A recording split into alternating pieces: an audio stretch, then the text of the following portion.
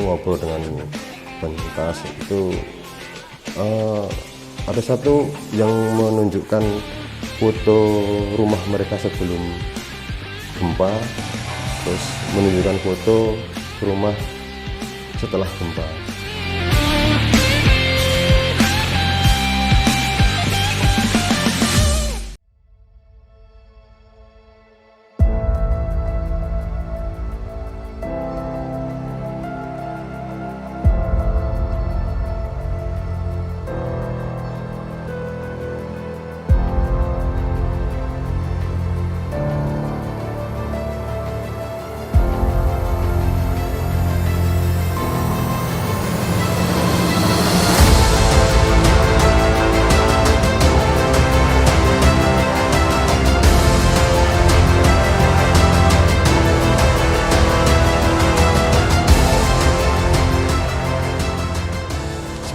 Assalamualaikum warahmatullahi wabarakatuh.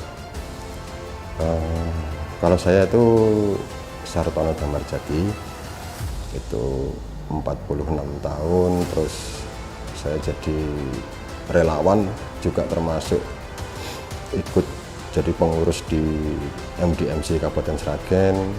Kebetulan bidang saya itu membawai di bidang tanggap darurat dan RR, rehabilitasi dan rekonstruksi, tetapi saya juga ikut terjun ke lapangan dalam kebencanaan, bukan hanya di daerah Sragen tapi juga di luar Kabupaten Sragen, bahkan di luar pulau juga. Terus kita dalam hal ini respon untuk Cianjur, untuk respon yang lainnya itu juga karena kita di luar wilayah Jawa Tengah, maka respon kita kemarin tim relawan dari MDMC Sragen kemarin itu atas nama juga tim MDMC Jawa Tengah, jadi pas ke Cianjur seperti itu.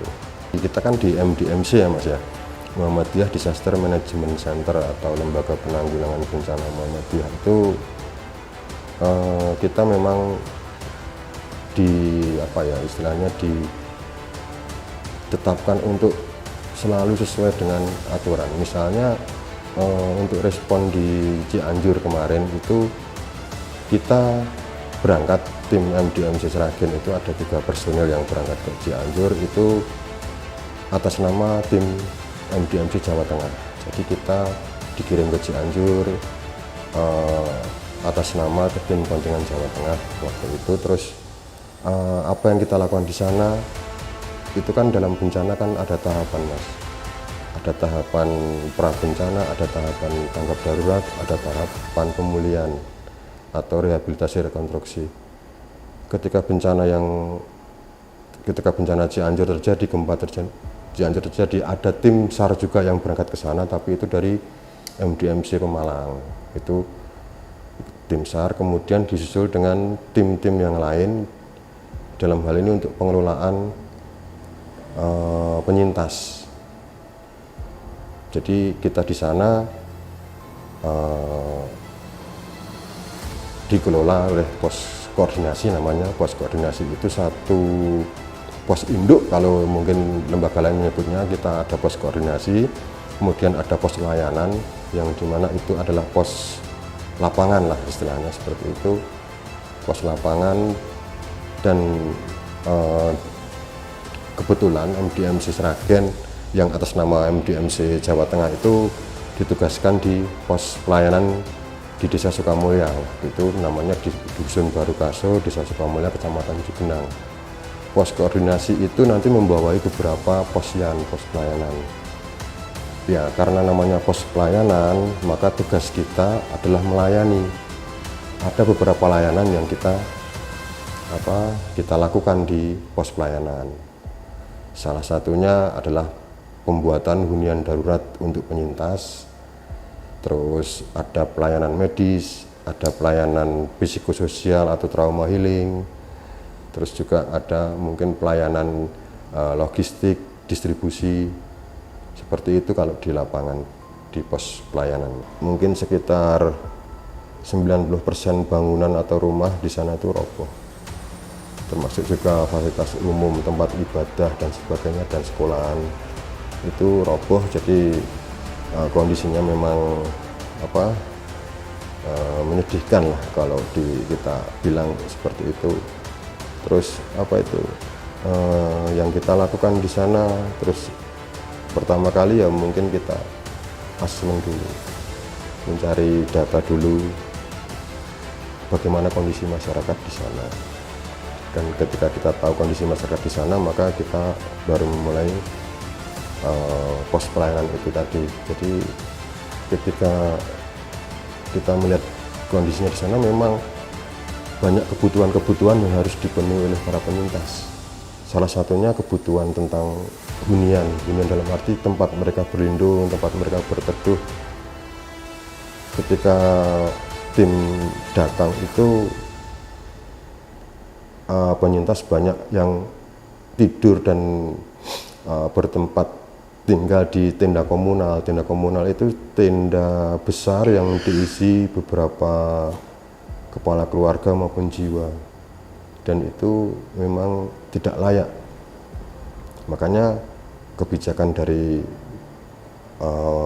MDMC dibikinkan hunian darurat. Terus kenapa kita di sana itu ibaratnya bersemangat, karena itu tadi kita pengen membantu, dan sambutan masyarakat di sana, penyintas di sana itu sangat luar biasa terhadap Muhammadiyah. Jadi hal yang membuat kita bikin bersemangat itu seperti itu.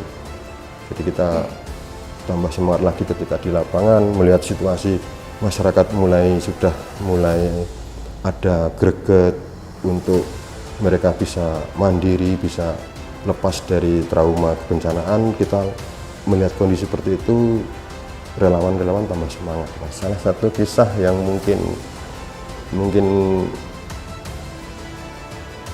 bagi saya agak menyentuh ya, mungkin sebenarnya banyak Mas, tapi ada beberapa yang begini. Saya waktu di Baru Kasuk itu di Baru Kasuk itu saya bertemu dengan penyintas. Kan tugas saya itu asesmen, verifikasi data, juga pengumpulan data gitu. Saya bertemu ngobrol dengan penyintas itu, ada satu yang menunjukkan foto rumah mereka sebelum gempa, terus menunjukkan foto rumah setelah gempa terjadi, dan menunjukkan foto hunian yang mereka tempati saat itu. Jadi rumahnya bagus, ada sepeda motornya 3 di teras, terus diperlihatkan foto kondisi ketika gempa terjadi, ketika setelah gempa itu sudah tidak ada lagi yang bisa diselamatkan lah istilahnya. Terus kemudian beliau itu menunjukkan ke saya hunian yang beliau tempati, walaupun dari terpal, tapi beliau menunjukkan dengan sambil mengucapkan banyak terima kasih kepada MDMC, kepada Lahismu, kepada Muhammadiyah. Paling tidak mereka bisa untuk berlindung, dan mereka juga ada privasi karena hunian itu untuk satu kakak. Kalau di Cianjur kan itu ada layanan untuk pembuatan hunian darurat. Itu ada tim sendiri yang membuat hunian darurat yang dari kayu sama terpal itu.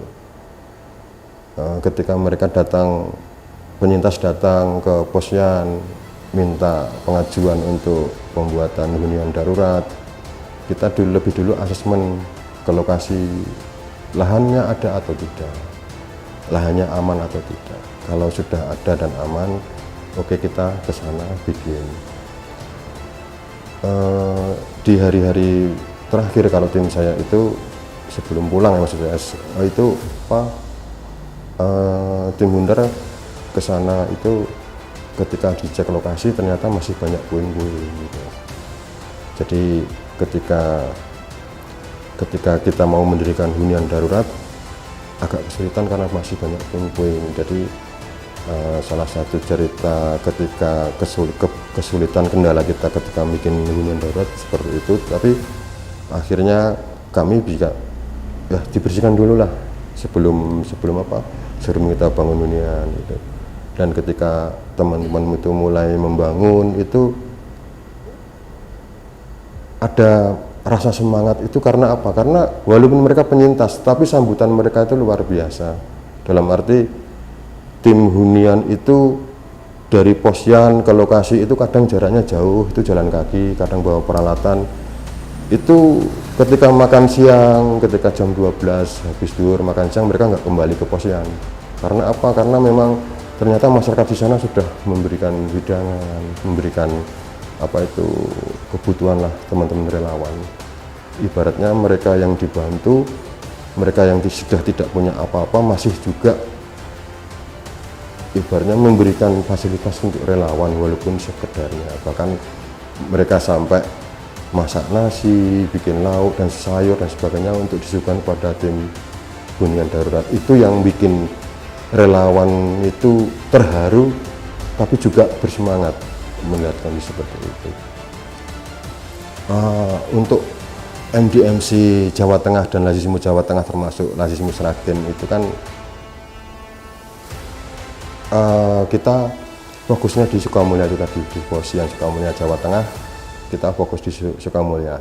Jadi kita masih akan terus di sana sampai Maret. Jadi sampai awal Maret kita akan terus sampai di Sukamulya. Mungkin kita akan melakukan ekspansi atau intervensi lain selain di Barukaso. Itu mungkin dalam bentuk hunian darurat. Jadi masih akan terus melakukan pengiriman relawan ke sana.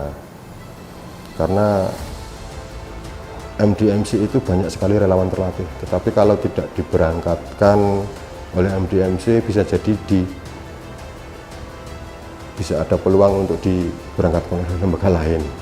Jadi masih akan terus di sana karena ada beberapa dusun di Desa Sukamulya yang belum tercover oleh kita, dan memang rencana operasi ke depan tim Jawa Tengah, tim MDMC Jawa Tengah berdasarkan instruksi dari BP memang kita sampai Maret tetap di sana, tetap pengelolaan sampai pemulihan itu sambil menunggu kebijakan pemerintah seperti apa untuk warga mereka, warga Barukaso, warga Sukamulya. Itu kalau itu mungkin satu cerita teman aja Mas ya. Teman, ada teman namanya Bang Ikhwan Gigi dari Magelang, dari Kecamatan Dukun Magelang. Itu di Cianjur itu di Barukaso itu bersama saya keliling dari satu hunian darurat ke hunian darurat yang lain, silaturahmi sama ngobrol dengan penyintas itu. Mas Ikhwan itu cerita kalau dia sendiri juga kenapa jadi relawan, ya karena beliau pernah menjadi pengungsi waktu Merapi meletus, waktu erupsi Merapi tahun 2010. Dia pernah mengalami jadi pengungsi, dia pernah mengalami tidur di tenda dengan begitu banyak orang, dia pernah mengalami istilahnya mau ke toilet aja susah dan sebagainya. Jadi makanya dia tergerak untuk jadi relawan. Salah satu ceritanya seperti itu. Kenapa mereka teman-teman istilahnya motivasi menjadi relawan. Harapan kami sebagai relawan secara umum mungkin ya agar penyintas itu lekas pulih dalam arti secara psikologis, secara fisik, secara ekonomi. Itu kami berharap agar penyintas korban gempa itu segera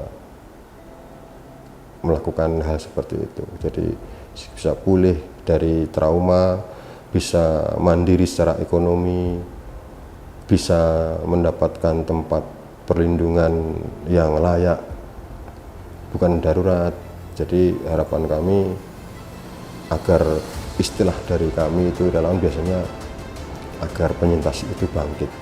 Harapan kami seperti itu.